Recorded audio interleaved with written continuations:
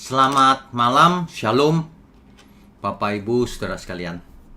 Malam ini kita akan melanjutkan online Bible Study kita, yaitu sesi ketiga, Kitab 2 Samuel, dengan tema Amnon dan Tamar.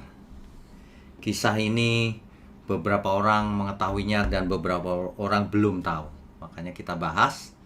Tapi seperti biasa, kita tidak hanya bahas soal hal itu. Kita akan bahas sampai perjanjian baru apa efeknya. Cerita ini apa yang bisa kita dapat hikmatnya. Untuk itu mari kita tundukkan kepala lebih dahulu. Mari kita berdoa. Bapa di surga, berbicaralah kepada kami melalui mulut hamba-Mu. Berkati mulut hamba-Mu agar bisa menyampaikan kebenaran ini dengan jelas dan benar. Sehingga banyak jiwa dicerahkan, disegarkan, dan mengalami kuasa dari firman Tuhan yang benar. Terima kasih Bapa, hanya dalam nama Tuhan Yesus kami berdoa dan mengucap syukur. Amin. Ya. Jadi malam ini adalah sesi ketiga Kitab 2 Samuel dengan tema Amnon dan Tamar. Bapak Ibu sekalian, di pertemuan kita yang lalu ada pertanyaan, Saul itu ibu kotanya di mana? Nah, saya ketemu peta ini. Saul itu ibu kotanya, kerajaannya ada di Gibea. Ya, Gibea itu ini di utara nih. Ini Gibea. Ya. Nah, sedangkan Daud mula-mula ibu kotanya di Hebron selama 7,5 tahun. Kemudian pindah ke Yerusalem setelah menaklukkan Yerusalem. Jadi pindah dari Hebron ke Yerusalem. Jadi Yerusalem memang ibu kota Israel sejak zaman dulu kala. Jauh sebelum peristiwa apapun. Di zamannya Raja Daud, ibu kotanya adalah Yerusalem. Ya. Jadi kalau orang hari ini ribut-ribut soal ibu kota lah, memang ibu kotanya Yerusalem sejak awal, gitu ya. Oke, kita lanjutkan dulu. Nah, kita baca kisah ini di pasal 13, 2 Samuel pasal 13 ayat 1 sampai 2. Dikisahkan bahwa Amnon itu jatuh cinta pada adik tirinya. Ayatnya demikian. Sesudah itu terjadilah yang berikut. Absalom bin Daud. Bin itu kalau bahasa Ibraninya Ben. Bin itu bahasa Arab. Artinya Absalom anak Daud. Mempunyai seorang adik perempuan yang cantik namanya Tamar. Dan Amnon bin Daud jatuh cinta kepadanya. Ini jatuh cinta sama adik tirinya sendiri. Hati Amnon sangat tergoda, sehingga ia jatuh sakit karena Tamar. Ia mikirin Tamar sampai sakit. Saudaranya itu. Sebab anak perempuan itu masih perawan. Dan menurut anggapan Amnon, mustahil untuk melakukan sesuatu terhadap dia. Bapak Ibu kalau membaca ayat Alkitab harus teliti. Perhatikan baik-baik. Hati Amnon tergoda. Tergoda apa ini? Ya. Dijelaskan di sini, sebab anak perempuan itu masih perawan. Jadi rupanya dia mengincar keperawanan si perempuan cantik ini, ya, yaitu Tamar. Nah, dan menurut anggapan Amnon itu mustahil untuk melakukan sesuatu terhadap dia. Lah kenapa? Nah ini nih. Karena Tamar ini kan anak Raja Daud, pasti dijaga. Begitu ya. Oke, kita lanjutkan dulu. Ya. Perlu saudara ketahui, ini dia silsilahnya Daud. Ini Raja Daud. Istrinya ada 8. Ya. Salah satu istrinya namanya Ahinoam. Ahinoam memiliki anak Amnon. Ini dia. Sedangkan Daud dari Makkah itu punya anak Tamar. Jadi Amnon dan Tamar itu masih kakak adik, cuma kakak adik tiri. Ya, begitu ya ceritanya ya. Ini silsilahnya nih. Oke, kita lanjutkan dulu. Ya, Amnon memiliki niat jahat, saking ia tergoda tadi itu. Jadi Tamar ini sangat cantik mungkin ya, jadi tergoda. Lalu dikisahkan bahwa Amnon memiliki seorang sahabat bernama Yonadab, anak Simea kakak Daud. Jadi Yonadab ini apa istilahnya ya? Sepupunya Amnon. Yonadab itu seorang yang sangat cerdik. Lalu kata Yonadab ini kepada Amnon, "Hai anak raja, mengapa engkau demikian merana setiap pagi? Tidakkah lebih baik engkau memberitahukannya kepadaku?" kata Amnon. Kata Amnon kepada tapi kata Amnon kepada siapa? Yonadab, "Aku cinta kepada Tamar, adik perempuan Absalom, saudaraku itu." Nah, lalu berkatalah Yonadab kepadanya. Ini pakai trik. Yonadab bilang gini, "Kamu berbaring aja di tempat tidurmu, pura-pura sakit. Nanti kalau ayahmu, Raja Daud, menengok, kamu bilang aja begini, izinkanlah adikku Tamar datang memberi aku makan. Ya, sehingga aku dapat melihatnya.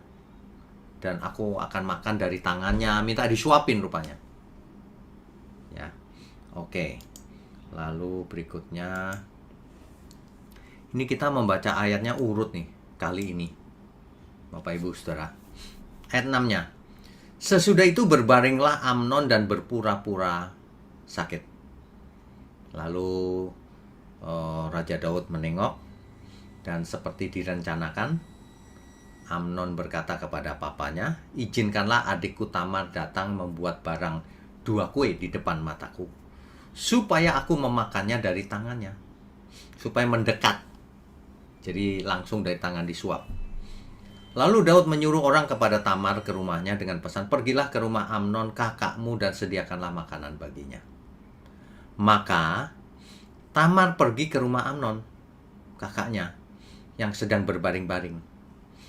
Lalu anak perempuan itu mengambil adonan, meremasnya dan membuat kue di depan mata Amnon. Lalu kue itu dibakar jadi kue. Ya. Sesudah itu gadis itu mengambil kuali dan mengeluarkan isinya di depan Amnon. Tetapi ia tidak mau makan. Amnon gak mau makan, mau gak lapar sebenarnya. Berkatalah Amnon, "Suruhlah setiap orang keluar meninggalkan aku." Tuh ya, aneh kan? Di kamar itu ada penjaganya si Tamar ini, kan banyak hamba-hambanya pasti. Disuruh keluar semua. Lalu keluarlah setiap orang meninggalkan dia. Ini niat jahatnya Amnon nih, saudara. Ya, oke, kita lanjutkan.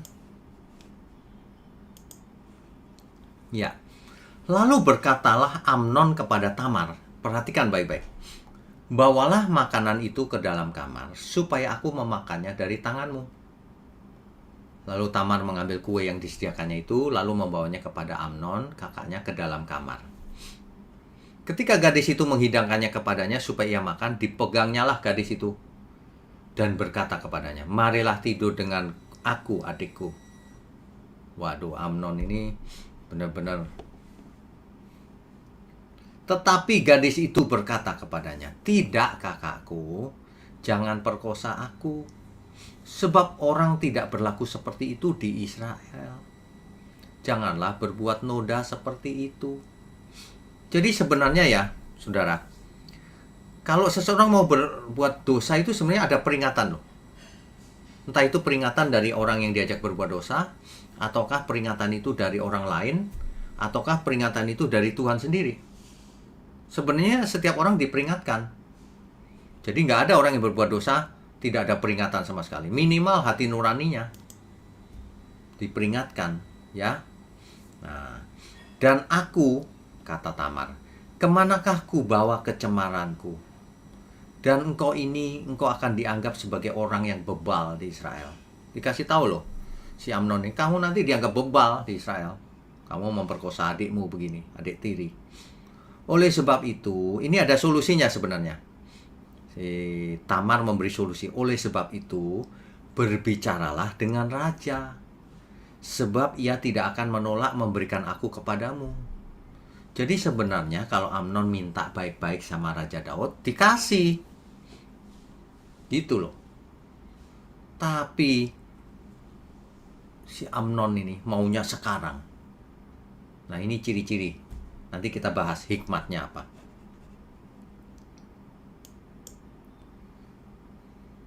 Ya, ayat 14 ya. Tetapi Amnon tidak mau mendengarkan perkataannya. Tidak mau. Artinya Amnon memiliki kehendak bebas juga. Tidak mau. Sebenarnya dia harus mau. Tapi ia tidak mau mendengarkan perkataannya. Dan sebab ia lebih kuat daripadanya. Ya, Amnon kan cowok. Kalau Tamar kan cewek. Pasti lebih kuat. Diperkosanyalah dia. Lalu tidur dengan dia. Lalu adiknya itu diperkosa oleh Amnon. Kemudian, nah ini perhatikan baik-baik Bapak Ibu. Ada banyak hikmat yang didapat.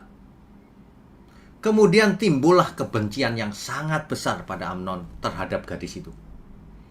Bahkan lebih besar benci yang dirasanya kepada gadis itu daripada cinta yang dirasanya sebelumnya. Lalu Amnon berkata kepadanya, bangunlah, enyahlah, diusir si Tamar ini setelah diperkosanya. Ini sangat melanggar Taurat. Nanti kita lihat ya hukumnya ya.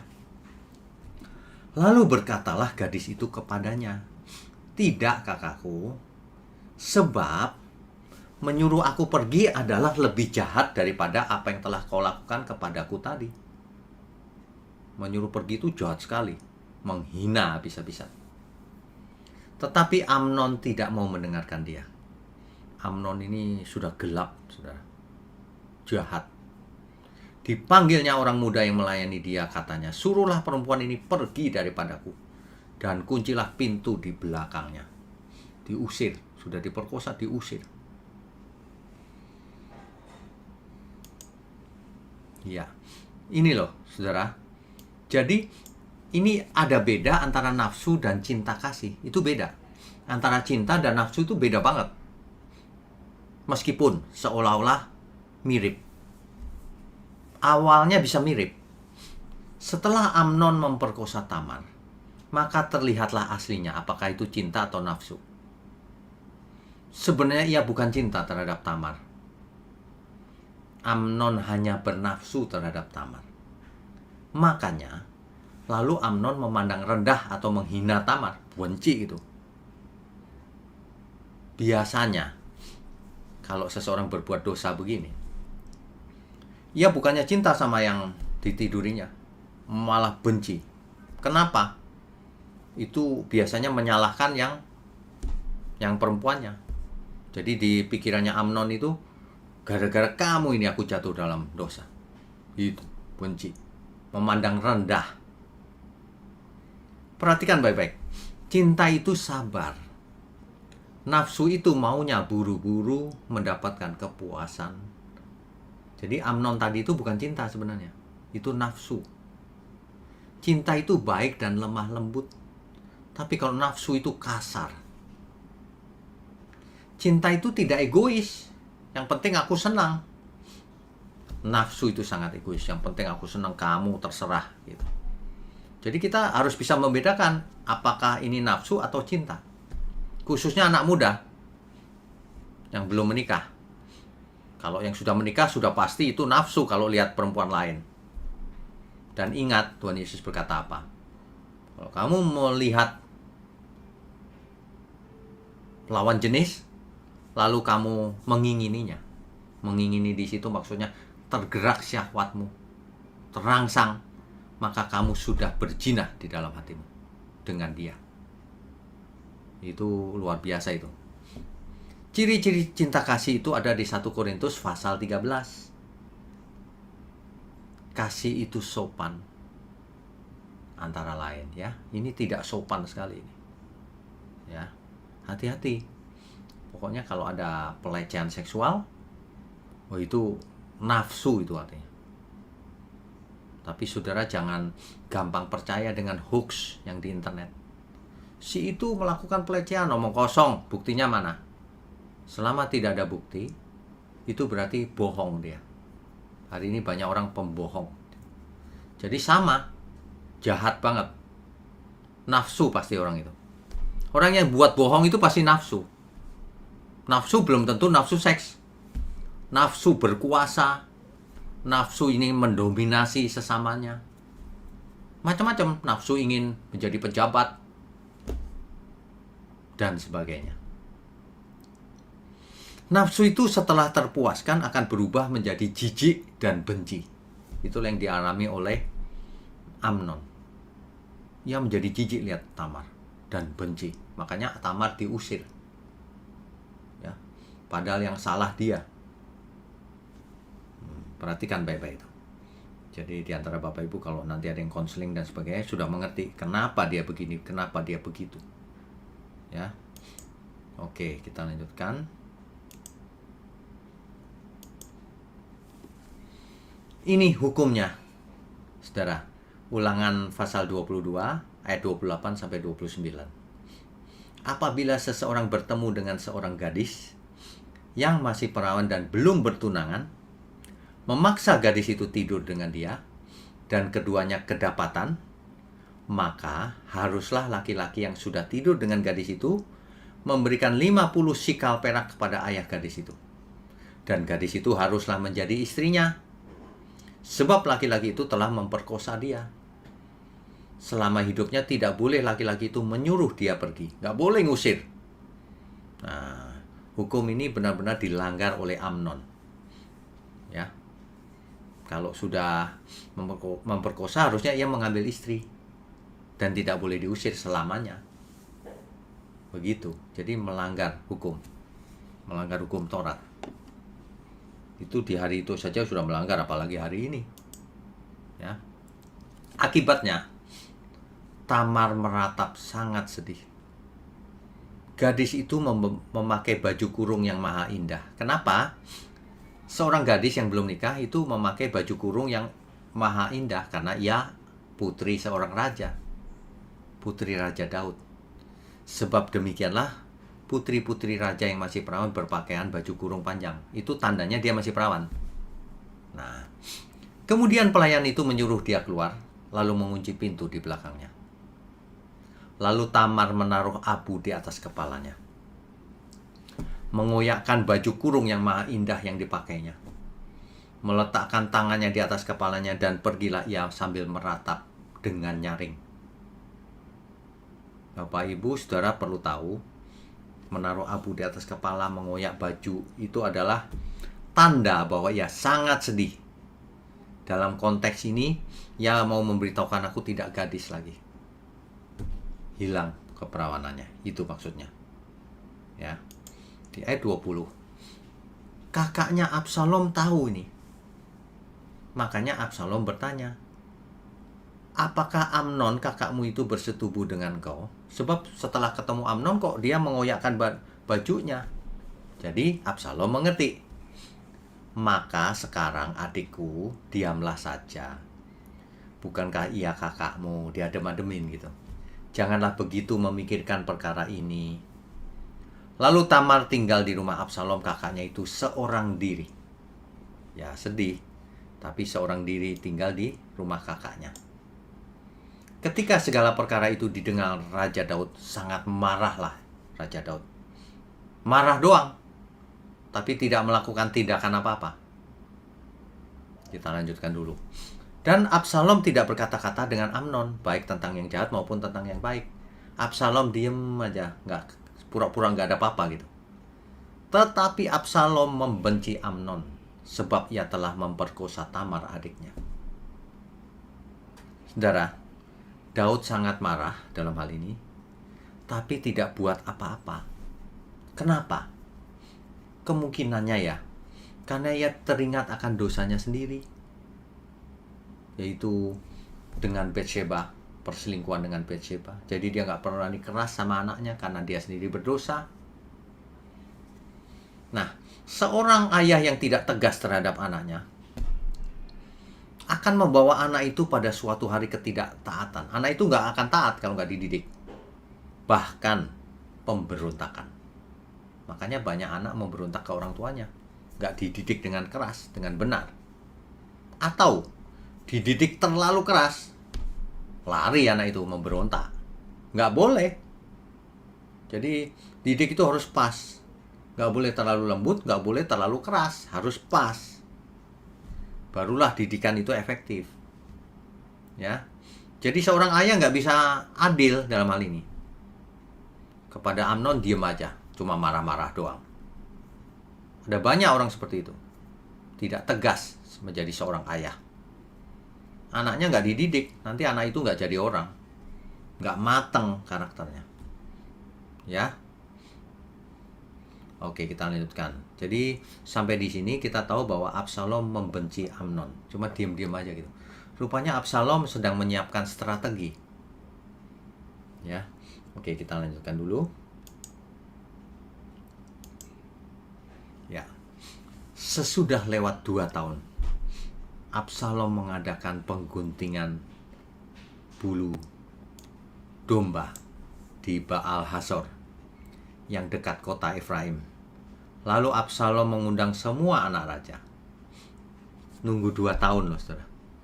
Absalom ini strateginya luar biasa ini. Kalau hari itu marah-marah, tentu Amnon bersiap-siap. Tapi kalau 2 tahun lewat gak ada apa-apa, Amnon tentu saja merasa tidak ada masalah. Absalom ini sedang merencanakan sesuatu untuk membunuh si Amnon. Ya. Raja bilang, wah, jangan kami semua pergi, ya, dan menyusahkan kamu. Tapi Absalom mendesak terus. Akhirnya raja memberi restu kepadanya. Jadi, yang terutama perhatikan ayat 26. Kemudian berkatalah Absalom, kalau tidak, izinkanlah kakakku Amnon pergi bersama kami. Meskipun Raja Daud nanya, apa gunanya ya pergi bersama kamu? Tapi Absalom mendesak terus. Akhirnya diizinkanlah Amnon dan semua anak raja pergi bersama Absalom. Begitu. Siasatnya Absalom itu begitu. Ya. Nah, lalu Absalom memerintahkan orang-orangnya demikian. Perhatikan, apabila hati Amnon menjadi gembira karena anggur, dan aku berkata kepadamu, paranglah Amnon. Suruh pakai pedang, bunuh Amnon kalau sudah mabok. Maka haruslah kamu membunuh dia. Jangan takut, bukankah aku yang memerintahkannya kepadamu? Kuatkanlah hatimu dan tunjukkanlah dirimu sebagai orang yang gagah perkasa. Absalom ini menggunakan wewenangnya untuk membunuh. Ya, untuk membunuh Amnon. Dia suruh prajuritnya untuk bunuh. Yang salah tetap Absalom, bukan prajuritnya. Karena prajuritnya ini kan hanya bawahan, kalau nggak mau melakukan bisa mati. Jadi nurut prajuritnya. Jadi yang kesalahan tanggung jawab ada di Absalom yang memerintahkan. Ya. Nah, orang-orang Absalom memperlakukan Amnon seperti yang diperintahkan Absalom. Lalu bangunlah semua anak raja itu, mereka menaiki bagalnya masing-masing dan melarikan diri. Bubar, saudara. Sebab Amnon dibunuh, yang lain lari tunggang langgang. Kalau kita perhatikan kisah ini ya, si Absalom ini membunuh Amnon ini alasannya bukan cuma satu. Yang pertama, ia balas dendam memang. Karena Amnon sudah perkosa adiknya kan, yaitu Tamar. Itu memang motif yang pertama. Motif yang kedua dari Absalom untuk bunuh Amnon, perhatikan, Amnon itu kan anak nomor 1, yang tertua, anak Daud, yang akan menggantikan Daud kelak. Makanya dibunuh sekalian, biar ahli warisnya jatuh ke Absalom. Padahal Absalom itu nomor 3. Kok yang nomor 2 gak dipermasalahkan? Kalau kita perhatikan di Alkitab, Kileab, yaitu anak nomor 2 itu, tidak ada ceritanya. Jadi asumsinya mungkin mati muda. Sehingga dengan membunuh Amnon, maka Absalom bisa menjadi pengganti Daud. Rupanya ia punya ambisi untuk menjadi raja, Absalom ini. Nanti kelihatan di sesi-sesi mendatang bahwa ia punya ambisi rupanya. Absalom selain itu juga melihat ayahnya nggak adil. Dia kesel juga sama ayahnya. Kelihatannya sih begitu. Ya, ayahnya sudah marah sama Amnon tapi nggak lakukan apa-apa. Nah, begitu ya. Kita lanjutkan dulu. Ya. Ayat 30. Mereka masih di jalan ketika kabar sampai kepada Daud. Jadi setelah pulang dari acara itu, beritanya sampai ke Daud lebih dahulu bahwa Absalom telah membunuh semua anak raja. Tidak ada seorang pun yang lolos. Beritanya gitu sampai Daud. Lalu bangunlah raja, dikoyakkannya pakaiannya dan berbaring di lantai. Dan semua pegawai yang hadir padanya mengoyakkan pakaian mereka. Maka berbicaralah Yonadab, anak Simea, kakak Daud. Katanya gini, janganlah tuanku menyangka bahwa semua orang muda anak-anak raja itu telah dibunuh. Bukan. Beritanya salah yang sampai ke Daud. Yang dibunuh itu cuma Amnon yang mati. Sebab hal itu telah terlihat pada air muka Absalom sejak Amnon memperkosa Tamar adiknya. Yonadab itu pintar memang. Sebenarnya sudah tak ketahuan sih dari mukanya, Absalom tuh gak suka banget sama Amnon. Jadi motifnya jelas. Ayat 33, jadi janganlah tuanku raja menaruh pikiran dalam hatinya bahwa semua anak raja itu sudah mati, sebab hanya Amnon yang mati. Oke, kita lanjutkan ya. Ya. Akhirnya Absalom melarikan diri, takut juga dia. Ketika orang berjaga-jaga, yang berjaga-jaga melayangkan pandangnya, maka terlihatlah oleh sejumlah besar orang datang dari jurusan Horonaim sepanjang sisi pegunungan. Berkatalah Yonadab kepada raja, lihat anak-anak raja datang. Benar seperti kata hambamu ini. Iya, semua pulang, cuma Amnon yang mati. Ya. Ayat 33. Absalom telah melarikan diri dan telah pergi kepada Talmai bin Amihur, raja negeri Gesur. Saudara tahu nggak kenapa Absalom lari ke negeri Gesur? Kenapa? Karena raja Gesur itu, Talmai itu adalah kakeknya dia. Jadi kalau dia lari ke sana, ya aman. Karena kakeknya sendiri. Raja Gesur itu kakeknya sendiri. Ya. Nah, akhirnya Raja Daud tidak marah lagi terhadap Absalom. Sebab kesedihan hatinya karena kematian Amnon telah surut. Bapak Ibu sekalian, sebenarnya sakit hati seperti apapun harusnya bisa surut dengan berjalannya waktu. Jangan mendendam, saudara. Di Perjanjian Baru dikatakan kalau kamu marah, janganlah sampai matahari terbenam. Artinya marah itu jangan lewat satu malam. Sebab kalau lewat satu malam itu namanya dendam. Dan dendam itu akan melahirkan dosa. Dan akhirnya akan melahirkan maut. Ya. Raja Gesur itu adalah kakeknya, itu ada dicatat di 1 Tawarik 3 ayat 2. Oke, kita lanjutkan dulu ya. Ya. Kita perlu lari ke Perjanjian Baru sebentar. Bahwa ketika itu Tuhan Yesus ditanya, Matius 22 ayat 36 sampai 40. Orang Farisi bertanya demikian, Guru, hukum manakah yang terutama dalam hukum Taurat? Jawab Yesus kepadanya, kasihilah Tuhan Allahmu dengan segenap hatimu dan dengan segenap jiwamu dan dengan segenap akal budimu. Itulah hukum yang terutama dan yang pertama. Dan hukum yang kedua yang sama dengan itu ialah kasihilah sesamamu manusia seperti dirimu sendiri. Pada kedua hukum inilah tergantung seluruh hukum Taurat dan kitab para nabi. Maksudnya, seluruh hukum Taurat dan kitab para nabi, seluruh kitab suci, intinya itu di dua hukum ini. Kasihlah Tuhan dan kasihlah sesamamu. Itu yang terutama.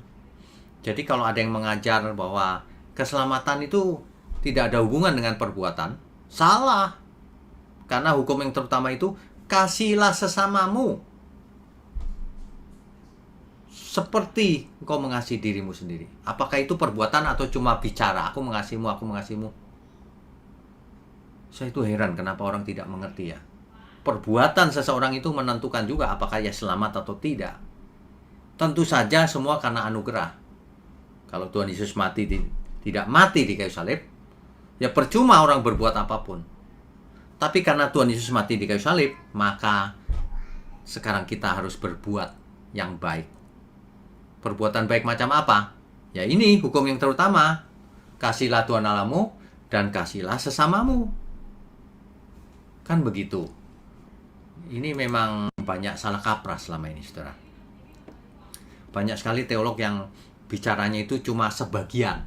Keselamatan tuh hanya karena anugerah. Titik. Salah. Oh, nggak baca Alkitab berarti. Keselamatan dimulai dari anugerah Tuhan Yesus, benar. Mati di kayu salib. Tapi kalau Tuhan Yesus mati di kayu salib, kita berhutang. Kamu berhutang, kitab Roma berkata. Hutang apa? Hutang duit? Bukan. Kita berhutang. Hutangnya supaya kita tidak hidup menurut daging lagi, tapi hidup menurut roh. Sebab kalau kamu hidup menurut daging, kamu binasa. Tapi kalau kamu hidup menurut roh, kamu akan hidup kekal. Itu hutangnya. Apakah hidup menurut roh itu bukan perbuatan? Apakah mengasihi Tuhan dan mengasihi sesama itu bukan dalam bentuk perbuatan? Hanya percaya di otak. Saya itu heran loh, orang sekolah teologi ternyata tidak membuat seseorang mengerti. Jawabannya begitu terus, perbuatan tidak menyelamatkan. Keselamatan bukan karena perbuatan baik. Ayat itu ada di Alkitab tapi tidak dibaca konteksnya sama mereka. Memang, berbuat baik nggak bisa selamat kalau Tuhan Yesus tidak mati di kayu salib. Tapi kalau Tuhan Yesus mati di kayu salib, terus kita nggak berbuat baik, kita jahat, ya nggak selamat. Karena yang dosanya diampuni adalah yang bertobat. Bertobat itu apa? Perbuatannya berubah. Perbuatannya menjadi perbuatan baik, yaitu yang melakukan kehendak Tuhan. Di kitab Yakobus padahal jelas, iman tanpa perbuatan seperti tubuh tanpa roh. Mati. Percuma kau punya iman yang tanpa perbuatan itu. Jadi perbuatan itu ada nilainya. Di ayat yang lain Tuhan berkata begini, firman Tuhan berkata begini, karena kita semua harus menghadap tahta pengadilan Kristus. Untuk apa? Untuk mempertanggungjawabkan apa yang kita perbuat selama kita hidup. Apakah itu baik atau jahat? Perbuatan itu dihakimi. Karena setiap orang akan dihakimi menurut perbuatannya. Lah kok berani ngajar keselamatan bukan karena perbuatan? Itu sebenarnya perlu dicurigai loh ajaran itu. Jangan-jangan dari iblis itu. Sebab kalau seseorang nggak berbuat apa-apa, aku sudah selamat asal percaya dengan otakku. Waduh, nggak selamat ya. Yang dimaksud percaya bukan dengan otak, dengan perbuatan. Kan begitu. Aneh-aneh orang-orang itu. Ya. Oke. Nah, malam ini kita belajar banyak hikmat dari kasus ini, dimana Amnon ini kok bisa ya jatuh cinta sama adiknya sendiri, kok bisa ya nafsunya itu rendah, padahal Tamar sudah berkata loh, kamu minta aja ke ayah kita pasti diberi. Kalau diberi secara tanda tangan kan nggak salah, zaman itu ya, bukan zaman sekarang. tapi nggak mau. Itulah ciri-cirinya nafsu itu. Nafsu itu ciri-cirinya mau sekarang pokoknya. Dengan segala cara. Menghalalkan segala cara. Puasnya mau sekarang. Egois, yang penting aku puas, orang lain menderita terserah. Itu ciri-ciri nafsu itu. Kalau ciri-ciri cinta kasih itu sabar, sopan, ya, berkorban. Bukan makan korban, tapi berkorban. Dalam hal ini Amnon makan korban Tamar adiknya. Sama kita semua. Selama ini kita makan korban atau berkorban. Apapun profesi kita, coba aja dicek sendiri. Seperti Tamar apa enggak kau? Seperti Amnon maksudnya. Enggak Pak, aku enggak mau perkosa. Iya, tapi kau punya nafsu yang rendah juga enggak? Sebab perselingkuhan dengan mamon dan sebagainya itu sama. Di hadapan Tuhan berzina juga. Ya, perhatikan baik-baik bagaimana kita hidup. Perhatikan perbuatan apa yang kita lakukan selama ini. Nggak usah didengarkan itu orang yang bicara perbuatan nggak penting. Perbuatan itu penting, tapi lebih penting memang kematian Tuhan mendahului. Setelah itu baru perbuatan penting. Kalau perbuatan nggak penting, makanya banyak orang tidak beretika. Karena merasa tidak penting etika. Padahal orang yang tidak beretika pasti tidak selamat. Barang siapa tidak melakukan kehendak Tuhan, pasti tidak selamat. Melakukan kehendak Tuhan itu apa? Pasti etika surgawi. Dua hukum yang terutama tadi. Makanya ya, zaman sekarang ini lebih bahaya memang. Dahulu kalau seseorang melihat perempuan dari jarak jauh mengingini, itu masih jarang kasusnya.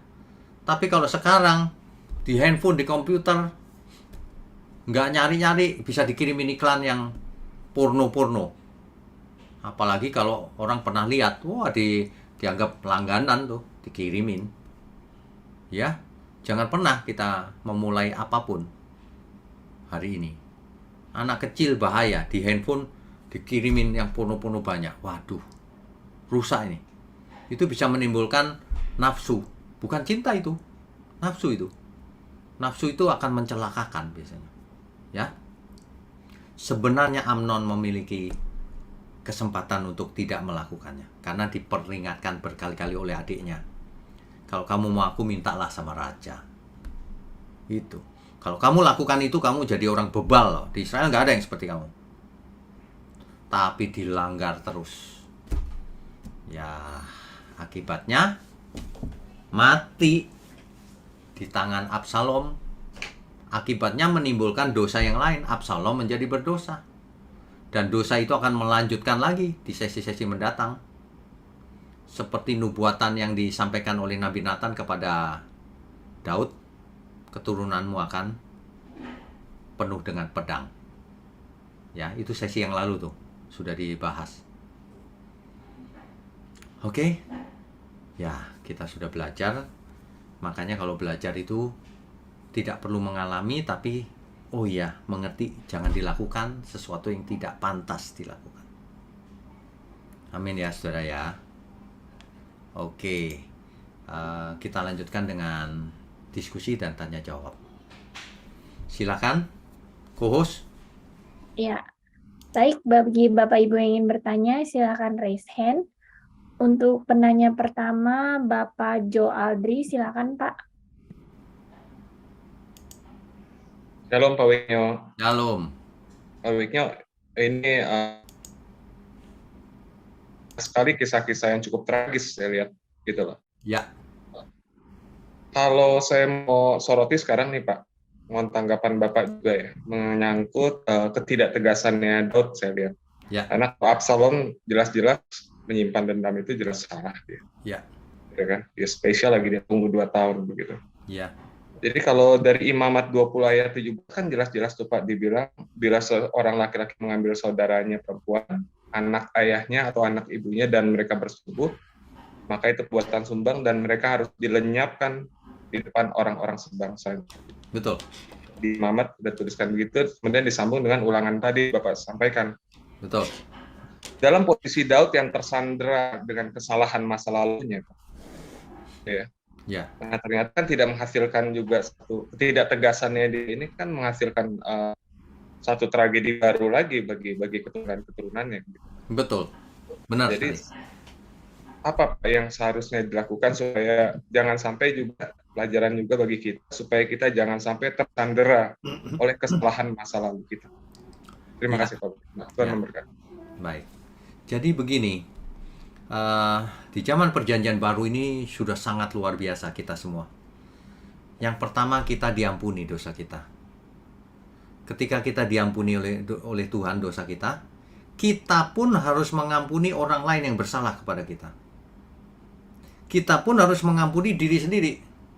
Kalau Tuhan saja mengampuni, masa kita tetap mempersoalkan dosa masa lalu terus? Nah, kalau sang raja aja mengampuni, ya kita pun harus mengampuni. Sehingga kita tidak akan terjadi trauma masa lalu atau terintimidasi dengan dosa masa lalu. Bagaimana supaya tidak terintimidasi? Percayalah, Tuhan sudah mengampuni, tapi ada tapinya. Jangan buat dosa lagi. Nah, kalau kita sudah hidup bersih, ya udah, nggak usah khawatir, sudah diampuni. Nah, ini yang perlu diajarkan memang selama ini. Baik, Gitu, Pak terima Jo. kasih Pak. Oke, Tuhan berkati. Tuhan memberkati. Berikutnya, Iya. Selanjutnya Bapak Joni, silakan Pak. Halo, shalom Pak. Shalom. Pak, saya ada 2 pertanyaan nih. Yang pertama, Ya, di 1 Yohanes pasal 5 ayat yang ke-16 itu ada perkataan dosa yang tidak mendatangkan maut. Itu artinya apa? Oke, Yang baik. kedua, Satu yang dulu kedua, saya jawab, nanti Oh, baru ya. yang kedua ya, supaya nggak lupa saya.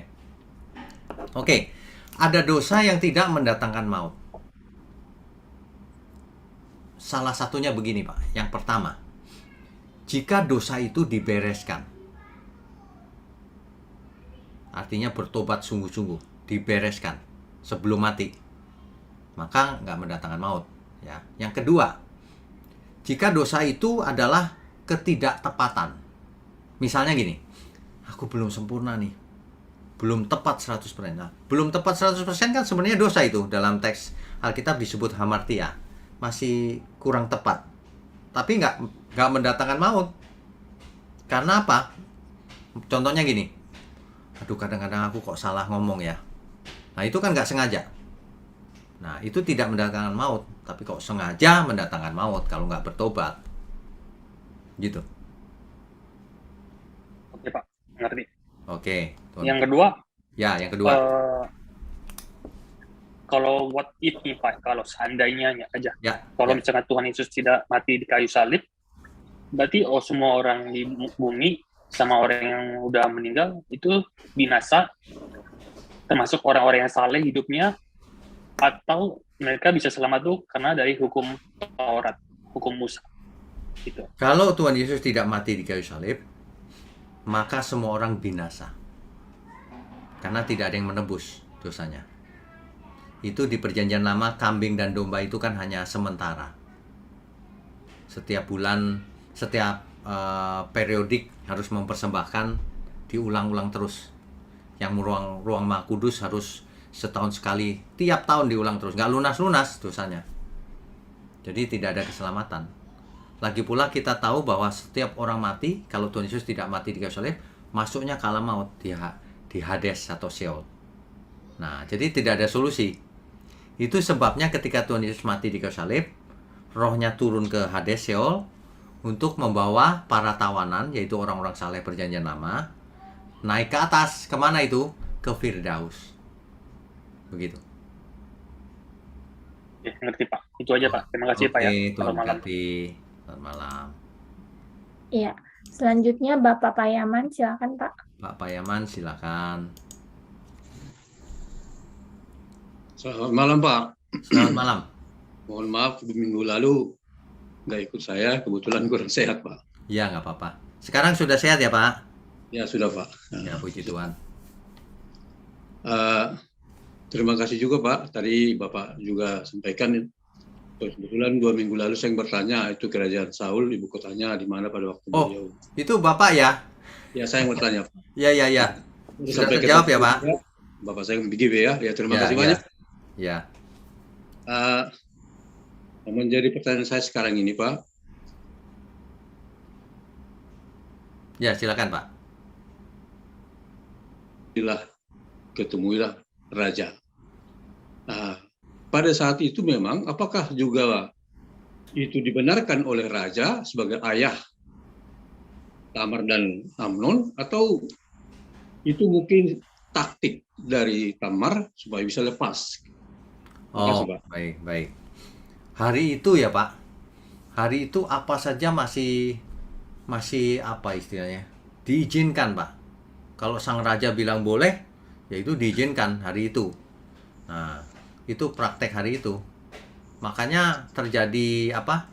Meniduri hamba-hamba atau budak-budak kan nggak apa-apa hari itu.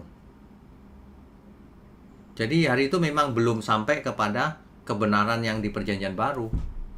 Kalau Tamar bicara seperti itu, berarti ada praktek seperti itu hari itu. Gitu Pak.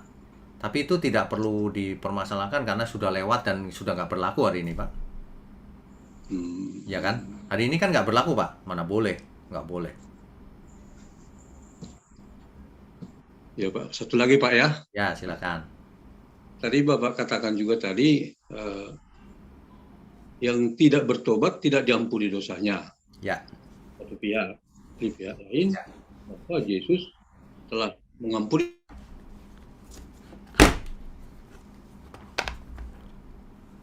Ya Pak. Dosa harus dibereskan. Pengertian pemberesan ini mungkin saya agak kurang paham, Pak. Tolong lagi, Pak. Makasih, Pak. Oke. Ini seringkali para pengkhotbah itu tidak berani tegas. Kalau kita baca Alkitab, Yesus mati di kayu salib, lalu semua orang mendapat pembenaran. Itu bukan begitu cara bacanya, meskipun tulisannya begitu. Kenapa? Karena satu ayat itu tidak berdiri sendiri. Semua ayat Alkitab itu saling melengkapi, saling menjelaskan. Jadi, kalau Yohanes berkata, inilah anak domba Allah yang menghapus dosa dunia. Dunia itu kan semua orang artinya. Itu bukan berarti semua orang dosanya dihapuskan, bukan begitu. Kenapa? Karena ternyata kalau seseorang tidak bertobat, tidak diampuni ternyata. Jadi rupanya Yesus mati di kayu salib itu adalah pengampunan tersedia untuk semua orang. Nah, bagi siapa? Bagi yang bertobat tentunya. Kisah Rasul 3 ayat 19. Saya bacakan ya. Dari ayat 18 ya. Tetapi dengan jalan demikian, Allah telah menggenapi apa yang telah difirmankannya dahulu dengan perantaraan nabi-nabinya. Apa itu? Yaitu bahwa Mesias yang diutusnya harus menderita, mati di kayu salib. Ayat 19-nya, karena itu, sadarlah dan bertobatlah, supaya dosamu dihapuskan. Jadi yang dihapus dosanya adalah yang sadar dan bertobat. Kalau orang nggak bertobat, meskipun Kristen, tidak dihapus dosanya. Begitu Pak Payaman. Ya, makasih banyak Pak. Sebetulnya yang penjelasan Bapak ini memang seperti Bapak katakan tadi samar-samar. Saya kira tidak hanya saya yang merasa samar-samar, dan yang pengkhotbah pun seperti tidak tegas di situ, Pak. Iya, karena ragu-ragu. Ya, makasih Pak. Selamat malam. Selamat malam. Padahal sebenarnya ya semua ayat itu saling mendukung. Misalnya, iman tanpa perbuatan itu seperti tubuh tanpa roh. Iman harus ada perbuatannya, artinya kan begitu. Semua sebenarnya mengarah ke yang sama, artinya kita harus berbuat, harus bertobat. Pertobatan itu harus nyata, bukan cuma di pikiran setuju gitu. Oke, berikutnya. Oke, selanjutnya Saudara Hansel, silakan. Ya, Ya, selamat malam Pak Wikno. malam. Suara saya jelas ya Pak ya? Jelas. Iya, jadi kalau pertanyaan saya tentang dosa Pak. Jadi ada perbedaan dosa ya Pak di Perjanjian Lama dan Perjanjian Baru. Ya, kalau dalam Perjanjian Lama dosa itu kan kalau tidak sesuai dengan hukum Taurat.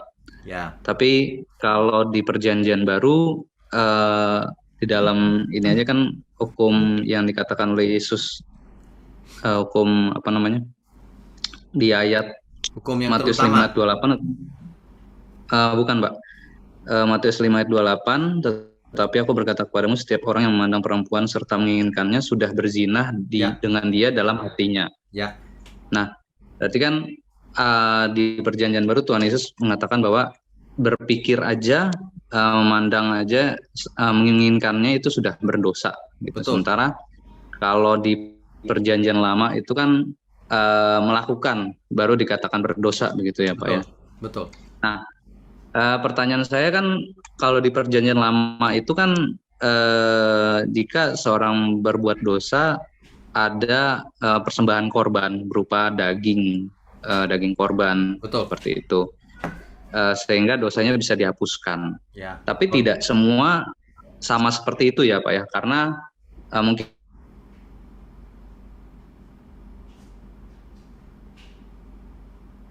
lalu ada juga yang lain-lainnya, itu apa karena mereka tidak bertobat sehingga Tuhan memusnahkan atau tidak mengampuni dosa mereka, atau seperti apa begitu Pak?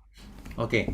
Jadi di Perjanjian Lama itu dosa yang fatal itu jika mempunyai ilah lain. Ya. Mempunyai ilah lain, melanggar Taurat, kemudian menyembah Elohim yang lain.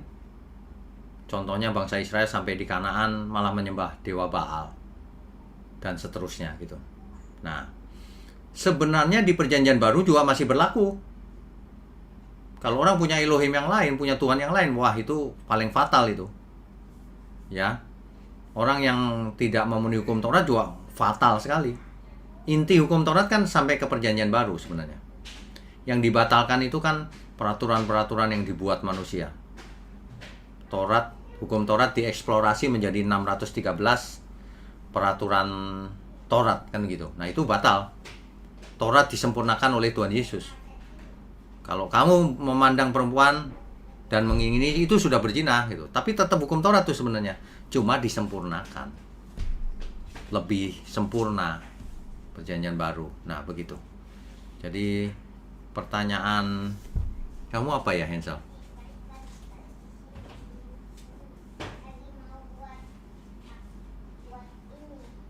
Di unmute dulu. Iya, maksudnya pertanyaan saya tadi ya tentang perbedaan itu Pak, yang di dosa di Perjanjian Lama dan Perjanjian Baru, serta Ya. cara Tuhan mengampuni dan tidak mengampuni dosanya gitu. Di Perjanjian Baru itu sederhana.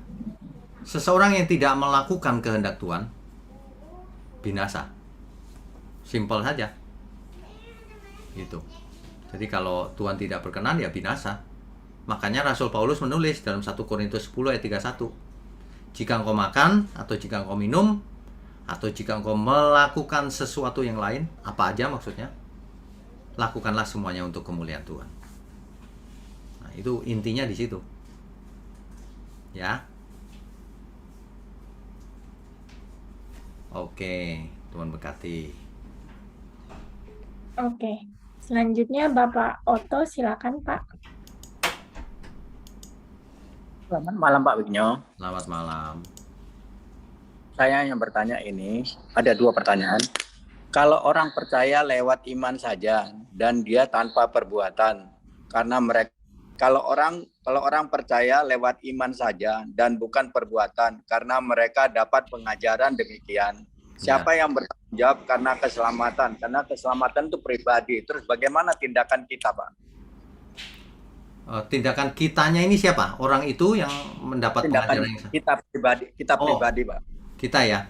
Kita harus berusaha menyadarkan orang-orang bahwa kita harus hidup kudus, melakukan kehendak Tuhan, jangan tidak melakukan. Tapi kalau kita mengatakan itu kepada pengajarnya bagaimana, Pak? Oh, boleh, tapi dengan cara yang tepat gitu. Ya, karena saya bermasalah dengan hal ini, Pak. Kalau saya mengatakan itu, saya terus terang aja, moto aja jadi pendetanya nih kayak ini, gitu. Jadi saya. Ya intinya gini Pak, kita sudah sampaikan, kalau nggak diterima ya sudah. Artinya dosanya bukan tanggungan kita lagi, sudah kita sampaikan gitu. Selanjutnya Bapak Adrianus, silakan Pak. Ya, Pak Dianus, silakan. Di unmute dulu, Pak. Ya, malam Pak. Selamat malam. Oke, Pak ya. Oke. Pak, tadi kalau dikatakan bahwa jangan berbuat dosa lagi, ya Pak? Ya, Kan mengatakan begitu. Nah, apa mungkin orang tidak berbuat dosa lagi, Pak, setelah bertobat? oke. Pertanyaannya sangat bagus, Pak. Pertanyaannya luar biasa. Sekarang saya mau tanya begini, Pak. Kalau contohnya hukum yang salah satu hukum ya, jangan mencuri. Bisa nggak kita tidak mencuri sama sekali? Mungkin bisa, mungkin tidak. Kalau saya bilang bisa. Untuk apa kita pakai mungkin mencuri? Kalau Kalau saya bilang kepepet? bisa. Kalau kepepet, Nggak ada kepepet, Pak. Kalau kepepet saya nggak makan. ya maksudnya begini. Orang misalnya mau masalah kerja aja misalnya, dia kan bisa mencuri waktu. Ya nggak Mencuri boleh, waktu Pak. kan dia bisa. Nggak boleh. Misalnya, Saya cuma mau kasih tahu begini, Pak. Mungkin nggak kita bisa melakukan tidak berdosa? Misalnya mencuri aja nih. Mungkin nggak kita tidak mencuri sama sekali? bisa mungkin. Nah, itu di situ kita beda, Pak. Berarti kalau saya jawab mungkin sekali. Kalau mencuri mungkin Kayaknya sekali. banyak yang nggak bisa, Pak. Ya kalau banyak cerita lain, Pak. Ini pendapat pribadi aja. Mungkin nggak? Kan secara menyeluruh manusia tidak mungkin tidak bisa tidak berbuat dosa sama sekali. Enggak. Saya mau giring pelan-pelan nih. Soal mencuri dulu aja, satu persatu. Nanti saya kasih tahu bahwa kalau seluruhnya butuh waktu. Tapi satu hal dulu, mencuri misalnya. Bisa nggak kita tidak mencuri? Nah, kadang Ya, terjadi. kalau itu aja dijawab tidak bisa, ya saya tidak ada yang bisa saya bicarakan lagi. Karena kalau hal sederhana nggak bisa, ya sulit, Pak, memang. Kan masalah itu bukan masalah tidak bisa jawab lagi. Masalahnya Soalnya gini, Pak. Ini kan perintah Tuhan Yesus. Bukan saya gitu loh. Kalau Tuhan bilang, jangan ya. Nggak bisa, Tuhan. Loh, berani begitu kita. Kalau saya sih nggak berani. Bisa, Tuhan. ya, Itu. memang kalau orang beriman tidak berani. Tapi masalahnya manusia ini kan tidak gampang, Pak. Nah, saya Kalau- setuju. Kalau mendengarkan aja, mendengarkan. Kamu jangan mencuri ya, kamu jangan bersinah ya. Enak aja yang ngomong, yang jalan belum tentu bisa loh, Pak. Ya, betul. Makanya, Pak, perintah ini mungkin atau tidak? Jawabannya mungkin. Untuk manusia yang belum beriman, ya tenang aja nggak bisa. Makanya Tuhan mau kita semua beriman, belajar.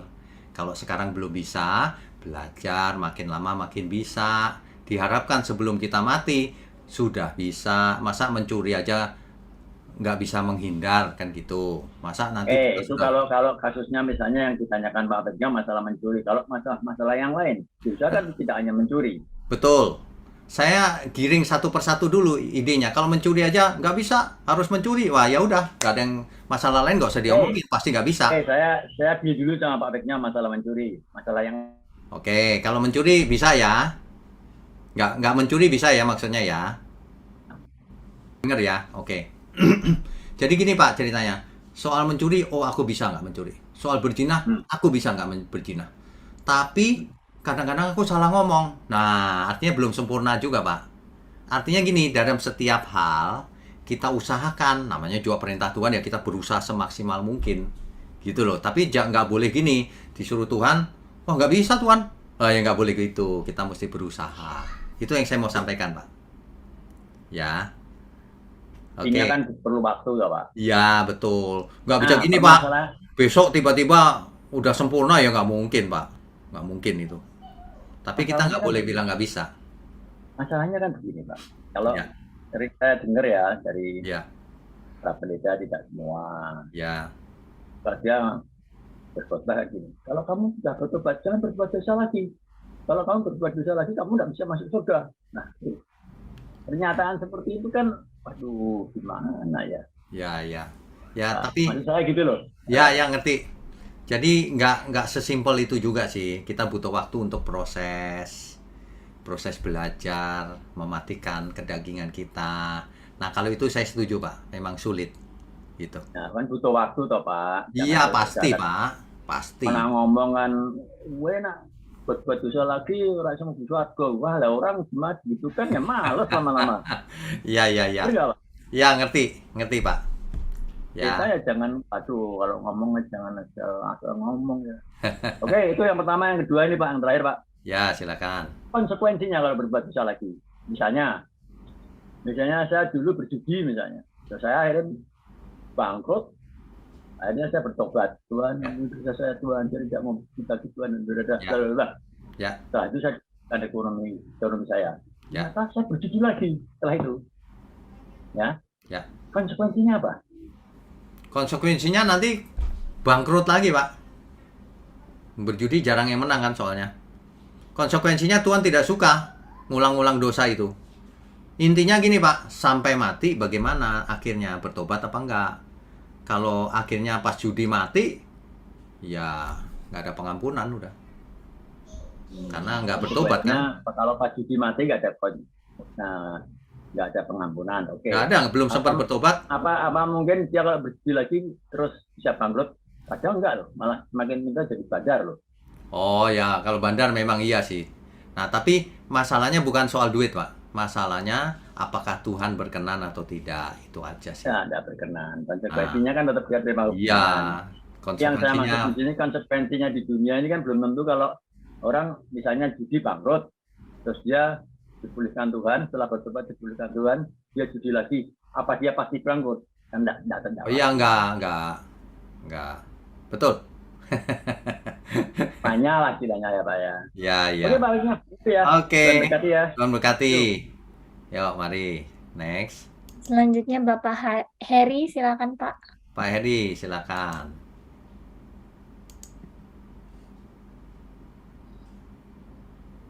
Halo? Ya Pak, Shalom. Oh ya, wajar enggak? Pak, saya cuma mau nanya, kan hari Minggu kemarin saya mau ibadah di sana. Ya. Nah, saya terus terang dari rumah tuh jalan antara jam 7:30-8 deh, karena kan saya di Jatibening ya. Ya. Dan saya emang sudah cukup lama nggak ke daerah PIK. Ya. Jadi waktu saya pakai Google keluar 2 GSKI. Ya. Nah, begitu saya lihat GSKI PIK, Rehoboth, di map saya kok dia bilang tutup sementara ya. Oh, kenapa tuh ya? Saya kurang tahu. Enggak, Pak. Kita nggak pernah tutup, Pak. Di map dia terus yang persisnya betul ya, Pak? Perumahan Taman Irisenda. Betul. Jadi Bapak kalau di GPS itu search-nya itu GSKI Rehoboth Peak. Nanti ketemu, Pak. Rehoboth Peak. Iya, kayaknya terus Rehoboth Peak, Pak. Dia bilang tutup sementara. Enggak, Pak. Kita nggak pernah tutup, Pak. Kita nggak pernah tutup. Lupakan aja, Pak. GPS itu lupakan, Pak. Itu berarti menghalang-halangi orang mau ke surga itu. Hanya saya dapatnya kan, ya saya terus terang tidak menguasai ini ya. Saya daerah sana 12 tahun lalu kayaknya. Jadi saya lihat, udah berubah banget. Ya. Saya dapat akhirnya GSKI Battle itu. Ya saya kaget, ini kayaknya aneh juga. Saya tanya sih itu dia nggak tahu, Pak. Oh, itu padahal dekat sekali, Pak, dengan saya. Nggak sampai 1 kilo. Jadi kalau jadi betul ya, perumahan Taman Grisenda ya. Betul. Hanya itu sih, Pak, maaf ya. Oh iya, oke.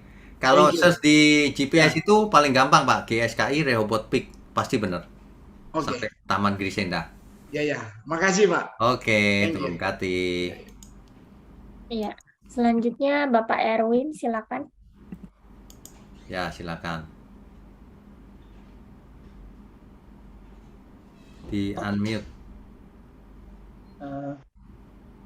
Selamat malam. Selamat malam. Selamat malam. Sudah. Pak, saya banyak sekali mengerti dengan khotbah Bapak ini, dan kemarin saya sudah ikut dari perjanjian, sekarang sudah sampai Yosua. Oh, puji Tuhan. Iya. Begini Pak, saya ini dengar malam ini kemarin saya ini banyak sekali dosa. Cuman saya berpikir saya harus bertobatnya bagaimana? Saya mulainya dari mana? Oke, mengerti. Iya. Jadi begini, Iya. sebenarnya setiap orang itu pernah buat salah, pernah berbuat dosa. Yang beda bentuknya saja, beda-beda. Ya, ada yang dulu judi, ada yang dulu berzina dan sebagainya lah. Dosa itu macam-macam. Iya. Nah, yang paling penting adalah ke depan jangan diulang lagi dosanya.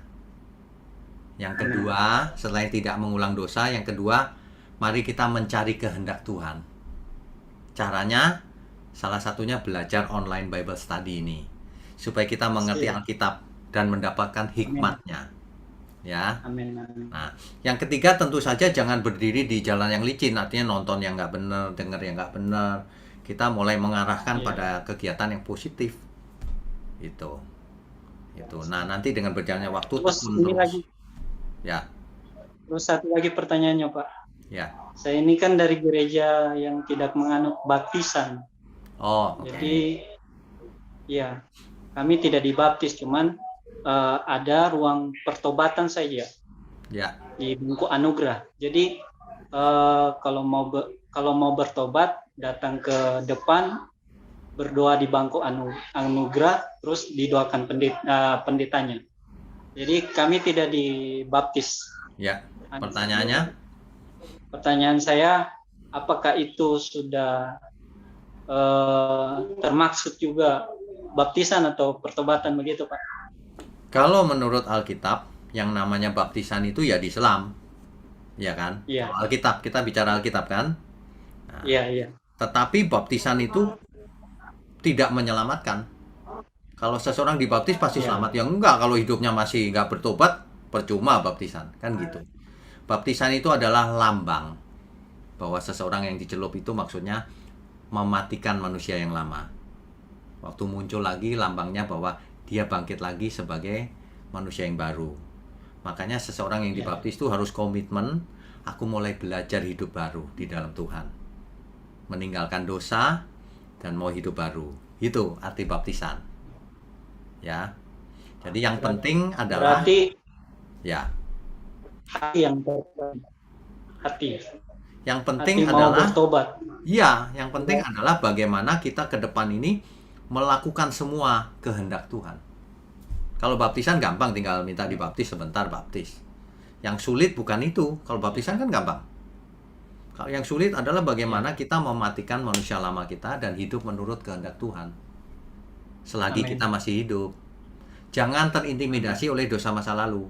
Apapun dosanya. Aku nggak mau, ya masa laluku begitu deh. Jelek, banyak dosa dan sebagainya. Ya udah, ke depan udah jangan terintimidasi atau dulu aku gini, nggak usah dipikirin, ke depan aja yang kita pikirin. Ya. Iya. Amin. Oke, Tuhan berkati. Banyak mengerti, Pak. Ya, terima kasih, Pak. Ya, yo. Oke, berikutnya. Baik, selanjutnya Bapak Diana Evawani, silakan. Ya, silakan Pak. Bukan Pak Diana ini. Maruli, Pak. Pak Ruli. Silakan Pak. Yo. Ya, waduh ini saya mau menanya tentang tatanan, Pak. Ya. Sepanjang dari perjanjian lama. Ya. Malah jauh sebelum perjanjian lama, Pak, hukum Taurat diturunkan oleh Tuhan ke Musa. Ya. Mulai dari zamannya Adam, setelah Adam. Kebanyakan kasus dosa itu adalah perzinahan dan percabulan. Perzinahan. Banyak kali. Di perikop-perikop Alkitab itu banyak perzinahan. Ya. Di sini, di perjanjian lama, perjanjian baru, Tuhan melarang. Itu mulai dari perjanjian Taurat, di hukum yang ke-7 atau ke-8, jangan berzina. Berarti beratus-ratus tahun Tuhan itu mengetahui, Pak. Ya, benar. Perbuatan dosa itu. Benar. Ya Pak ya. Benar. Apakah ini disengaja oleh Tuhan, didiamkan, padahal itu pada ujungnya akan berdosa? Oke, baik, mengerti. Terima kasih Pak Wigno. Ya. Maaf ya Pak. Ya, jadi begini, di perjanjian lama itu, Tuhan tidak pernah menuntut manusia sempurna. Oh, iya Pak. Tidak pernah. Tuhan hanya menuntut manusia mengikuti Taurat. Oh, Karena hukumnya hukum Taurat. iya Pak. Sedangkan bangsa lain yang tidak memiliki hukum Taurat, itu pun kalau mereka melakukan yang dituntut hukum Taurat dibenarkan. Di perjanjian lama ini ada. Ya, Pak. Di kitab Roma dicatat tuh. Ya. Jadi Tuhan itu sangat adil. Menghakimi seseorang berdasarkan keadilan. Nah, Ya. jadi orang perjanjian lama nggak akan dihakimi, kamu nggak percaya Yesus loh, Yesus belum inkarnasi, bagaimana mau percaya? Nah, Ya. gitu ya. Nah, lalu di perjanjian baru Ya. itu disempurnakan. Kalau Ya. dahulu berzina itu berzina secara fisik, sekarang di pikiran saja sudah dianggap berzina oleh Tuhan. Ya Pak. Tapi di perjanjian baru, makanya perjanjian baru kita dituntut sempurna. Beda dengan perjanjian lama, karena sudah ditebus, sudah diberi Roh Kudus, Alkitabnya sudah lengkap, tinggal kita mau belajar atau tidak melakukannya. Sebagai bukti bahwa kita mengasihi Tuhan. Gitu. Amin. Ya Pak. Ya. Satu lagi Pak Wigno. Boleh, silakan. Pada saat bangsa Israel yang sudah banyak mengalami pembauran dengan bangsa-bangsa lain, Pak. Kemudian saya kurang pas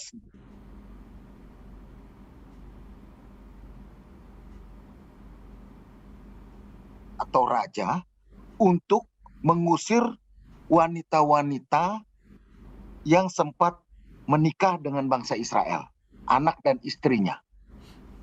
Itu setelah hukum Taurat. Nah, di situ berarti bangsa Israel tidak melakukan zina karena dia menikah. Kan begitu ya Pak ya? Ya.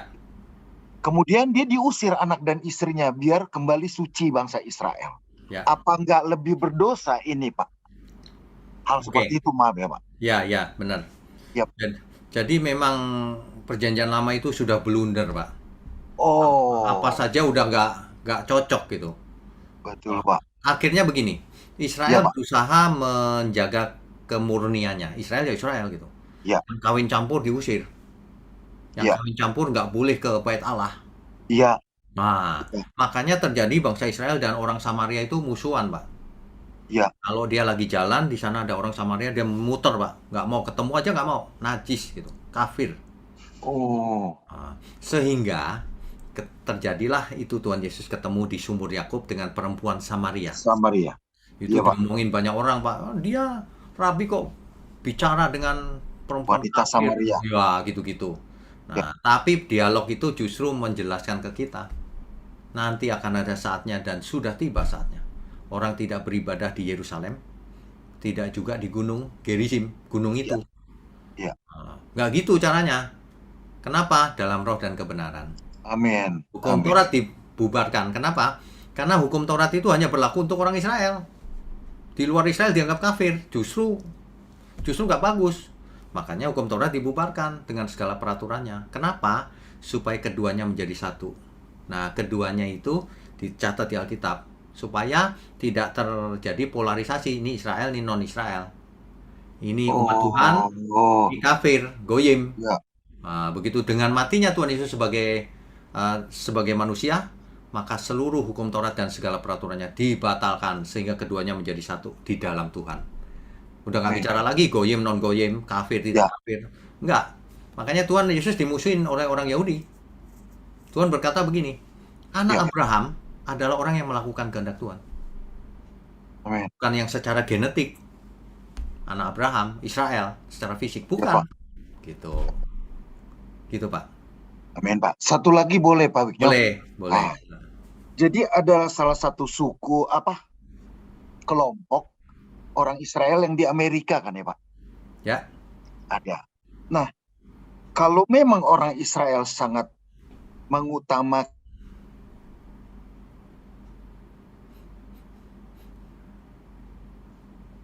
suku Israel yang berkelompok di Amerika ini ternyata kawin campuran. Ya, bagi orang Israel yang fanatik ya Pak ya. ya. Apakah orang Israel sendiri sampai sekarang nggak mengerti hukum Taurat itu? Oke, bicara orang Israel zaman sekarang, Ya. itu ada macam-macam, Pak. Satu, yang sekuler. Nggak Oh, semua orang Israel religius, sekuler. oke, iya Pak. Yang kedua, yang sekuler sudah pasti campur juga nggak masalah, orang sekuler. Ya. Oh, oke. Yang kedua, yang masih ortodoks, yang masih kental. Ya. Yang ketiga, yang sudah mulai percaya Tuhan Yesus. Amin. Nah, mesianik namanya. Ya. Nah, ini ada 3 kelompok nih. Jadi banyakan yang sekuler, Pak. Jadi jangan seperti Alkitab membayangkannya. Oh, banyak yang sekuler malahan zaman sekarang. Oh, jadi rata-rata hampir sekuler semuanya Pak? Ya, banyak yang Oh, sekuler. begitu. Ya. Kalau kita pergi ke ibu kota gitu ya, Tel Aviv gitu, bukan Ya. ibu kota, Tel Aviv, kota besar kan? Ya. Itu ya sekuler, Pak. Sekuler biasa. Bahkan di dalamnya Israel pun ada yang namanya kota Haifa itu. Waduh, itu campuran, Pak. Di situ semua agama jadi satu, dicampur. Gitu. Ya. Kalau kita tur mampir ke Haifa itu namanya apa ya? Agama Bahai atau apa ya? Itu ada pakai Alkitab, pakai Al-Qur'an, pakai semua kitab dipakai bareng-bareng gitu. Waduh. Orang Israel Pak? Iya. Oh, Ada bukan yang Taurat? begitu. Bukan. Yang Taurat ada sendiri, Pak, yang ortodoks. Ortodoks. Ya, Iya, Taurat. Tetap Taurat Jelas, sekarang. jelas Pak Wiknyo. Oke. Terima kasih, Tuhan Tuhan berkati berkati, Pak. Tuhan berkati. Terima kasih Pak. Ya. Oke. Selanjutnya Bapak Edo, silakan. Edo. Ini masih muda, Edo aja. Yo, selamat malam Pak. Selamat malam. Sudah lama tidak banyak tanya. Ini sebenarnya saya ada sejumlah pertanyaan yang saya mau tanyakan, tetapi saya ini 2 saja malam ini. Ya, oke. Minta maaf ya Pak, kameranya ini karena HP Papa, jadi nggak tahu kenapa ini kameranya jadi buram begini. Nggak apa-apa. Oke, jadi pertanyaan pertama, kalau Bapak dulu mengajar bahwa sebenarnya kalau orang tidak tahu berbuat jahat itu bohong karena adanya minimal nurani kan ya. Ya. Nah, lalu sehingga orang sekarang nggak bisa ngomong bahwa ampunilah mereka sebab mereka tidak tahu apa yang mereka perbuat, justru malah sebaliknya ampuni sebab mereka tahu apa yang mereka perbuat gitu. Oke, pertanyaannya.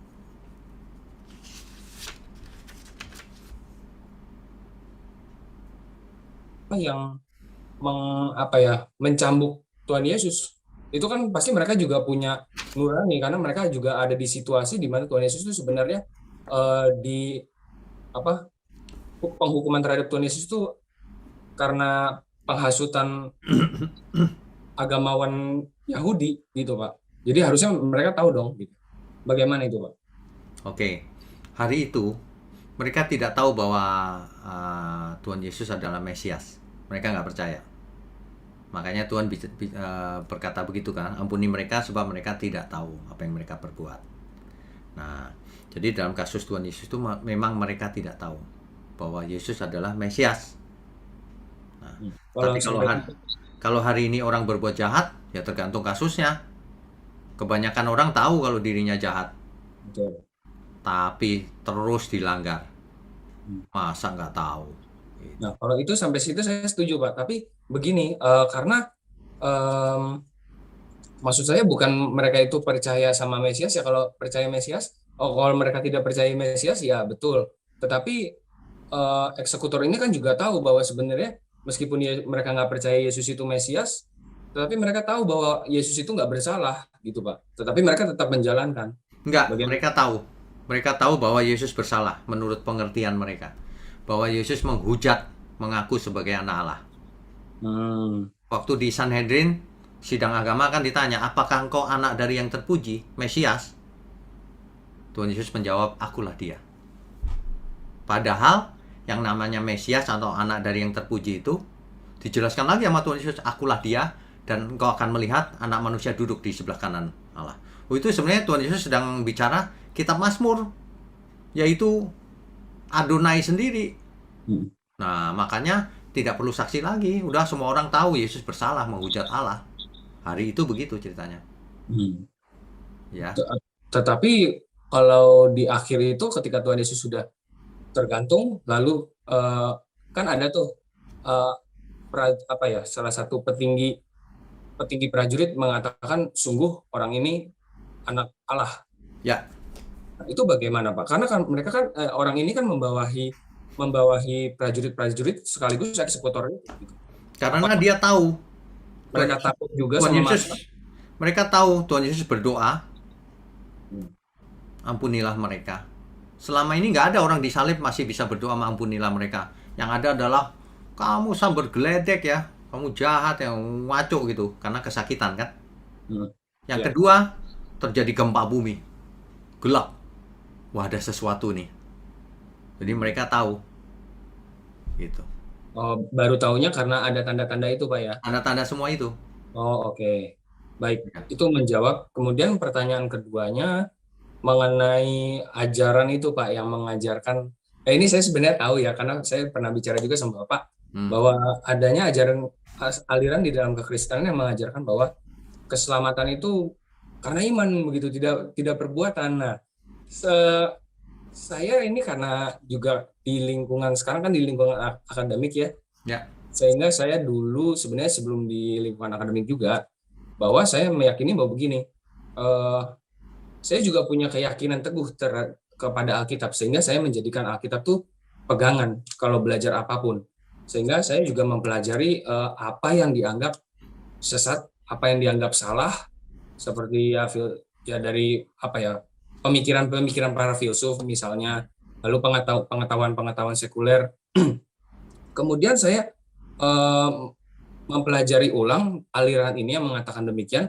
Saya menangkapnya gini Pak, saya menemukan fakta bahwa sebenarnya mereka ini bicara begitu digerakkan oleh itu Pak, bahwa orang itu perlu percaya Yesusnya dulu.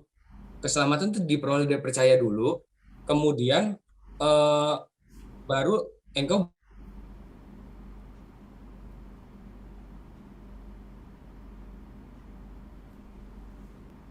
progressive sanctification atau pengudusan aktif, begitu Pak.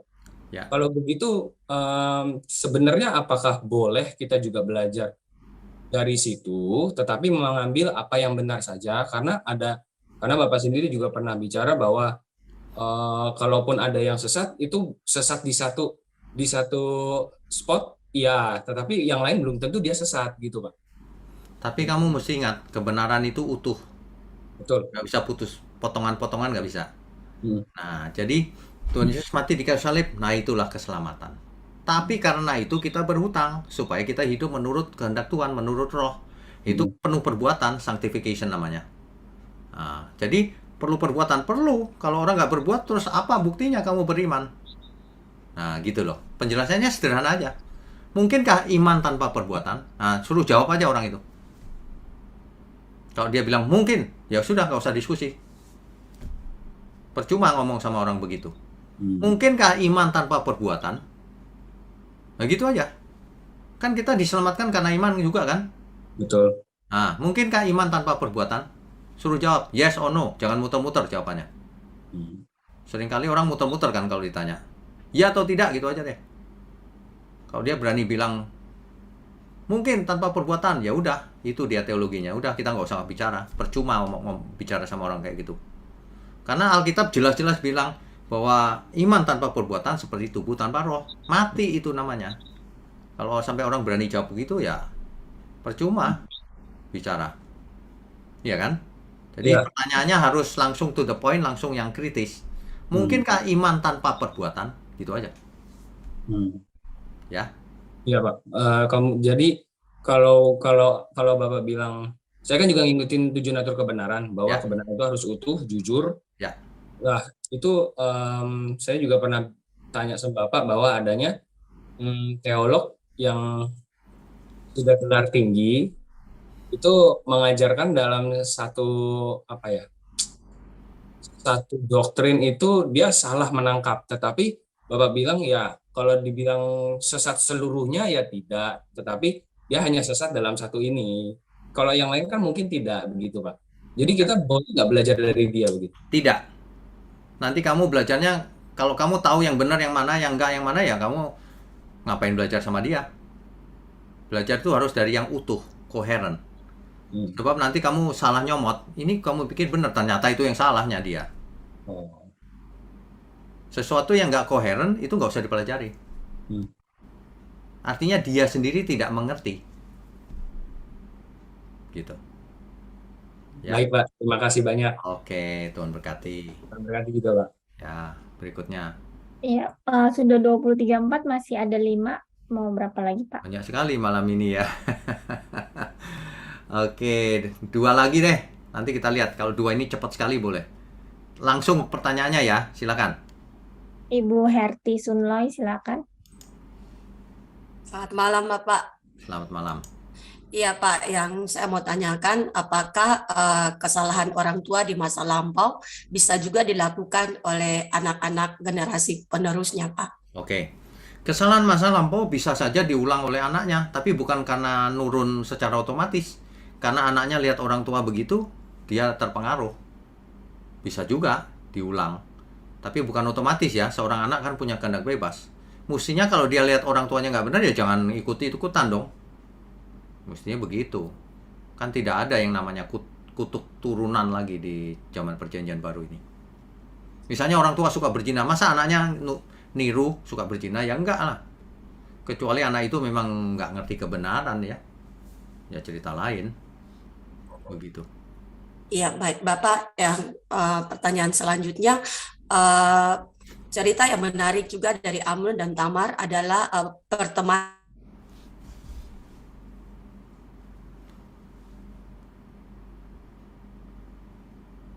hal yang tidak terpuji kepada Tamar. Sekarang pun banyak sekali persahabatan yang demikian, Pak. Bagaimana caranya anak-anak muda, lebih kepada anak-anak muda Kristen, untuk memilih pertemanan yang baik sesuai dengan firman Tuhan? Oke, jadi sebenarnya dibutuhkan komunitas orang-orang muda yang mau belajar benar. Nggak bisa cuma teori. Itu ya. Jadi itu sebabnya kalau di GSKI PIK itu kita membuat komunitas young and young adult. Sebenarnya mau itu maksudnya. Cuman anak muda lebih suka yang hura-hura. Itu masalah memang. Tapi nggak apa-apa, kita buat terus. Kita ada di YouTube, anak muda harus ikut terus supaya ditata benar akal budinya sesuai firman. Sehingga dia boleh hidup, jangan terjebak oleh jebakan-jebakan dunia ini yang menjadikan hidup jadi susah, makin jauh dari Tuhan dan sebagainya. Gitu Bu. Baik Pak, pertanyaan terakhir Pak. Ya. Respon daripada Daud sebagai orang tua adalah yang menarik, yaitu Daud marah tetapi tidak melihat tindakan lanjutan daripada Daud. Apakah itu karena Daud menyadari sebagai hukuman Tuhan terhadap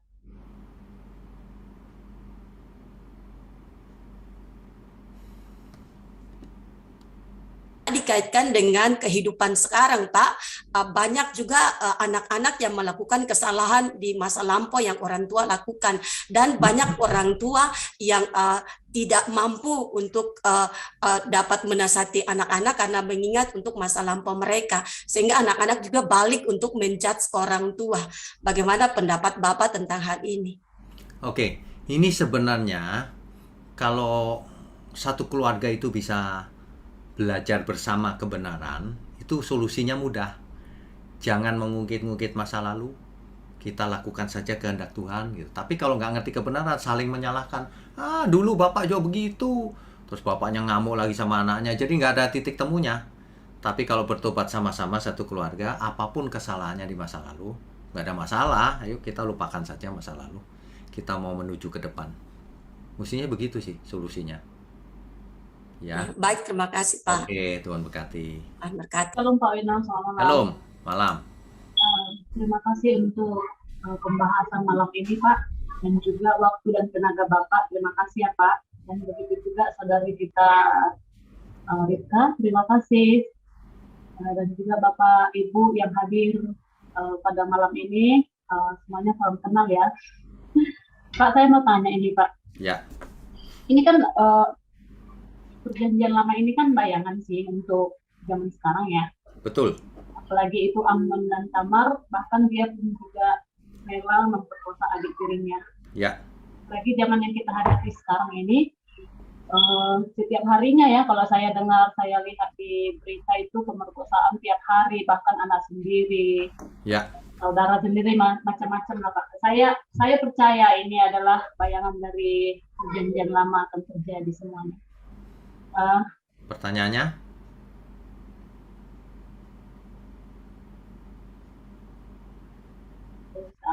Terus apakah adil juga Tuhan telah menghukum anak-anaknya Pak gara-gara masalah Daud ya Pak? Ataukah ini dosa keturunan ya Pak ya? Oke, pertanyaannya bagus sekali. Ya. Yang pertama saya perlu luruskan sedikit, bayangan di situ maksudnya bukan ini. Yang dimaksud perjanjian lama adalah bayangan dari perjanjian baru. Itu bukan itu. Bayangan di situ perjanjian baru itu maksudnya Kristus. Jadi perjanjian lama itu Taurat, yang benar adalah Kristus sempurnanya ya. Yang kedua, di dunia ini banyak sekali kejahatan terjadi. Ya, makanya di akhir zaman ini yang jahat semakin jahat, yang kudus semakin kudus. Nah, kita harus belajar semakin kudus, jangan semakin jahat. Itu aja sih yang saya bisa kasih komentar. Atau belum menjawab, Bu Meme? Ya Pak, ya ini jawabannya sangat bagus sekali Pak. Cuman kita gimana sih untuk membunuh nafsu ini nakal ya Pak ya? Nafsu daging ini jahat gitu loh Pak. Oke, mengerti. Ya itu tadi caranya. Kita mesti tekun belajar firman Tuhan, pengertian demi pengertian, mulai latihan sepanjang hidup, mulai dari hal kecil, bicara jangan sembarangan, ya. Mulai mempraktekkan firman terus menerus, nanti seperti anak kecil lama-lama tumbuh menjadi dewasa dan gak boleh berhenti, terus tekun gitu. Saudara, Bapak Ibu, mari kita berdoa. Bapa di surga, kami mengucap syukur kami diberi kesempatan terus untuk belajar. Kami mau belajar terus sampai kesudahannya, supaya kami bisa berubah seturut kehendak Tuhan. Kami tidak mau hidup sia-sia, kami mau belajar meskipun melalui proses yang panjang. Terima kasih Tuhan. Tuhan berkati semua tangan-tangan yang mendukung pekerjaan-Mu. Tuhan berkati kami semua, Tuhan berikan umur panjang, sehat, agar kami boleh belajar dan menjadi berkat selama mungkin. Terima kasih, hanya di dalam nama Tuhan Yesus kami berdoa dan mengucap syukur. Haleluya. Amin. Saudara sekalian, bicara soal kebenaran, setiap orang merasa benar. Makanya semua kecap dinomor satukan. Ada orang yang mengatakan saya paling benar, ini paling benar, itu paling benar. Mana sebenarnya yang paling benar? Oleh sebab itu, hadiri seminar 7 natur kebenaran dan aplikasinya. Seminar ini wajib dihadiri oleh para teolog, apologet, pengkhotbah, bahkan oleh para jemaat sendiri, agar kita bisa membedakan manakah yang benar, manakah yang salah. Inilah alat uji kebenaran yang sangat objektif dan alkitabiah.